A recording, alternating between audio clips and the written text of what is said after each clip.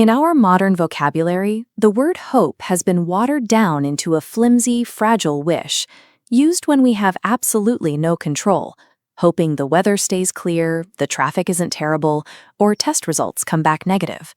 This mindset is essentially passive, equating hope to tossing a coin in a wishing well cord, designed to bear human life when everything else snaps.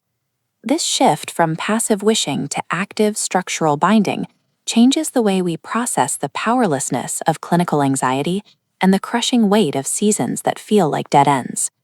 We find the origins of this concept in the Old Testament book of Isaiah, specifically in a promise that those who wait on the Lord shall renew their strength.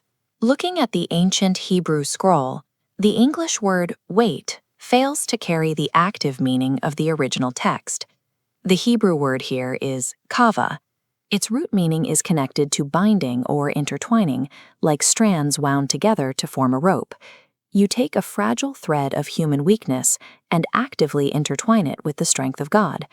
The more threads you wind together, the stronger the cord becomes. The waiting season is the deliberate process by which a fragile thread becomes an unbreakable rope. True hope involves taking action in the dark, binding human frailty directly to the character of God, until His strength becomes your own. While the Hebrew metaphor focuses on the process of surviving the wait, the New Testament shifts the focus to the security of the destination, describing hope as an immovable anchor. This Greek papyrus shows that the early believers grounded this anchor not in a vague philosophical idea, but in a specific historical event. The physical resurrection of Jesus Christ serves as the grounding point. The empty tomb is the historical site where the anchor is dropped. The Apostle Paul argued that if Christ was not raised, the entire definition of Christian hope falls apart. The resurrection serves as a down payment, a verifiable promise that what God did for Jesus, He will do for all who belong to Him.